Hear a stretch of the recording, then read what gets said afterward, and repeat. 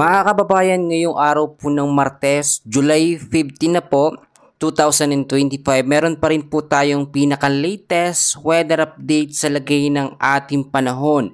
Isa na naman pong low pressure area na merong medium chance na maging ganap nga po na tropical depression sa mga susunod po na mga oras. Meron din tayong mga cloud cluster na minomonitor na posibleng pumasok po sa loob ng ating Philippine Area of Responsibility. So alamin natin yan at ang mga lugar din na apektado nito nga pong southwest monsoon. Pero kung bago ka lang, please huwag mong nakakalimutan na mag-like and subscribe and then pa-hit na rin ang notification bell para always kitang ma-notify sa lagay po ng ating panahon. Sa kasalukuyan po mga kabayan, mga kaibigan ko, meron po tayong panibagong low pressure area na naman na minomonitor. Bagamat ito po'y nasa labas ng ating Philippine Area of Responsibility, ito naman ay nasa medium chance na maging isang ganap nga po na bagyo. Kung titignan nyo mga kaibigan, ito po sa ngayon ay meron pong lokasyon na 1,870 kilometers east of northeast of extreme Northern Luzon. So sa ngayon, wala pa naman po itong direktang epekto sa anumang bahagi ng ating bansa. Pero tinitignan po natin yung mga senaryo sa pagbago po at paggalaw ng kilos itong nga pong low pressure area na posibleng maging ganap po na bagyo. So babantayan natin yan mga kaibigan. Balikan natin yan mamaya. Tignan muna natin yung tinatawag po natin na forecast weather condition po natin. Mga lugar po ito na apektado po ng southwest monsoon or hanging habagat. Gayunpaman sa area pa rin po ng Western Visayas, Negros Island Region, Zamboanga Peninsula, Northern Mindanao, Occidental Mindoro, Romblon, kasama na po dyan ang Palawan.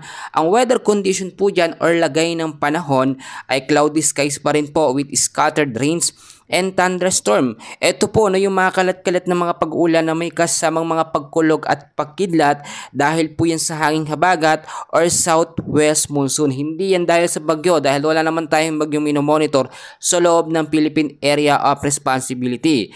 Ang posibleng impact po nito na dapat natin paghandaan ay pagbabaha po sa mababang lugar at landslide sa mga landslide prone area in case or kung sakali man po magtuloy-tuloy ang malalakas sa pag-ulan lalo na bandang hapon po at sa gabi. Dito naman po sa Metro Manila, the rest po ng ating bansa ay patuloy din makakaranas ng maulap na kalangitan, cloudy skies na meron po mga isolated rain showers or thunderstorm dahil po yan sa southwest monsoon.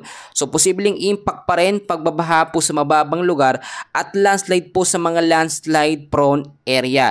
Ngayon mga kaibigan, yung sinasabi ko na pa mga cloud cluster, no, bukod dito sa low pressure area na ito, titignan natin. Meron po tayong panibago ngayon na tropical cyclone threat potential. Ito yung bagong update natin na kung saan sa week 1, pasok po dito ang July 14 hanggang July 20. So may mga pagbabago tayong nakita, no?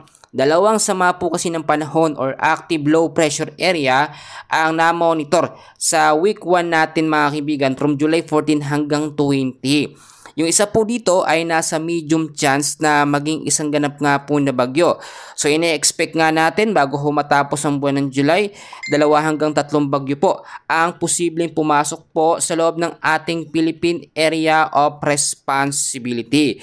Magkagayon man may mga posibilidad pa rin ito na pwede pong magbago. At dahil isang low pressure area dito sa week 1 natin ay nasa medium chance yan na maging pangatlong bagyo nga po, no, na papasok sa loob ng ating Philippine Area of Responsibility at pangalawa naman ngayon pong buwan ng July. So tignan din natin yung week 2, simula naman ito sa July 21 hanggang July 27. So tatlong banta po, no, ng sama ng panahon ang ating namomonitor. Yung isa dito ay active, no, at nasa medium chance na maging isang ganap nga po na bagyo. Low pressure area ito actually, so paghandaan pa rin natin. Kasi madalas talaga mga kaibigan, ang mga LPA nagsisimula ho yan sa cloud cluster or yung mga kumpul po ng kaulapan. So yung minomonitor natin na yan mga kaibigan, posible pa naman yan magbago. Depende po sa magiging kondisyon ng ating panahon. At dahil nga po umiiral pa rin, no, ang habagat or southwest monsoon sa kanlurang bahagi ng ating bansa, posibleng magkaroon yan ng interaction, no? So pwede o may posibilidad pa rin na lumakas po, no, ito nga pong habagat dahil po sa banta ito mga low pressure area or banta po ng sama ng panahon na mabubuo po sa loob ng ating Philippine Area of Responsibility. Magkagayon man mga kaibigan, tignan muna natin, no, yung LPA nga po na ating minomonitor. Sa ngayon, itong LPA na nasa labas mga kaibigan ay wala naman, hindi naman ito nakikitaan ng tsansa na magiging malakas po na bagyo o yung tinatawag po natin na super typhoon category. Kapag ito ay naging isang ganap na bagyo mga kaibigan, may mga senaryo tayong tinitignan. Tsansa na pumasok sa loob ng ating Philippine Area of Responsibility, may tsansa din na mag-recurve at hindi direktang pumasok sa PAR.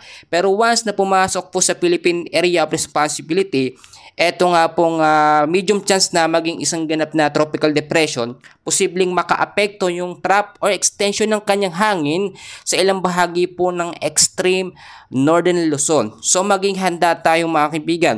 Once kasi na lumapit pa o pumasok sa PAR, ito nga pong low pressure area na ito, ay posibleng makaapekto sa ilang bahagi ng ating bansa. Pero hanggat hindi po siya nagiging ganap po na tropical depression or isang ganap na bagyo, hindi ito magbibigay ng malaking pinsala or pagdulot na pag-uulan sa ilang bahagi po ng ating bansa. So marami nagtatanong dahil kahapon po, no, ay napakainit po ng panahon, maalinsangan do, minsan nagiging makulimlim, pero usually talagang pagkatag-ulan, ulan lang, no, yun kasi ang alam ng ating mga kababayan. Pero meron po tayong kinikonsider o tinatawag din po na monsoon break. Ano ba yung monsoon break, kaibigan? Ito po yung pansamantalang pagkawala po ng habagat, no, at nakakaranas tayo diyang maalinsangan na panahon or yung mainit na panahon. Marami sa ating mga kababayan na nagsasabi, bakit daw may habagat tapos may mga low pressure area pero daw sobrang init. So siguro hindi din sila aware na mayroong monsoon break, no, pansamantalang pagkawala po ng habagat, pero hindi naman yan nagtatagal. Minsan sa isang araw, no, simula umaga hanggang tanghali din, sa hapon naman at sa gabi doon po bubugso naman yung mga pag-uulan. So kapag umaraw, ipagpasalamat natin, samantalahin natin maglaba, no, magpatuyo ng ating mga damit, wag na tayong magreklamo at maghanap pa ng ulan. Kapag nagtuloy-tuloy naman ng ulan, nagtatanong kayo sa akin mga kaibigan kung kailan naman po araw. So yung pagkakataon na yun, binibigyan ng Diyos sa atin para makapaghanda. Magkagayon mga kaibigan, wag muna natin intindihin at alalahanin nga po etong low pressure area na nasa labas ng ating Philippine Area of Responsibility. Bago naman yan maging isang ganap na tropical depression, dadaan pa yan sa high chance na maging isang ganap nga po na bagyo. So mamamonitor natin yan time to time, no, sa kanyang pagkilos at paggalaw. Pero ang habagat mga kaibigan, asahan natin sa mga susunod na mga araw ay posible itong bumalik sa kanyang pagiging malakas dahil nga po sa mga low pressure area na ating imomonitor, no, sa week 1 at week 2 ng ating tropical cyclone threat potential. So yung mga paalala ko, siguro naman po natatandaan po ninyo, no, ugaliin po natin magdala ng payong, jacket, kapote, panlaban ho yan sa mga biglaang bugso ng mga pag-uulan, lalo na po yung mga papasok na eskwela, sa trabaho, ganun din yung mga uuwi mga kaibigan, no, maging handa po tayo. Unang-una din mga kaibigan, idadagdag ko rin, no, maglinis po ng mga basura, mga kalat, no, especially yung mga low-lying area sa Metro Manila, para ho kapag may bugso ng mga pag-uulan ay hindi tayo nabubulaga, no, sa biglaang pagbabaha.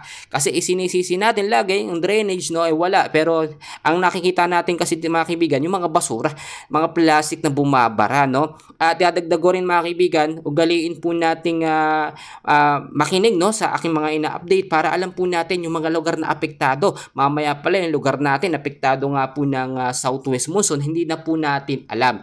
Mag-ingat din mga kaibigan ko, no, yung mga lugar na malapit po sa ilog, malapit po sa mga bulubulundukin, mga kaibigan, mag-ingat po tayo sa banta ng landslide, kaya din ng pagtaas po ng tubig kung sakaling mga lugar natin ay apektado. At isafety rin po natin ang ating mga importanteng gamit, mga papeles, para sa banta po ng mga pag-uulan, no, ay hindi ito hinahanap kung saan-saan, lalo na kapag mga bahain yung lugar po natin. So sa ngayon mga kababayan, mga kaibigan ko, yan muna ang short update po natin sa lagay ng ating panahon. May kiusap po muli ako ng isang like and subscribe, and then pahit na rin po ng notification bell para update ka sa atin ng mga weather update araw-araw. Maraming salamat po.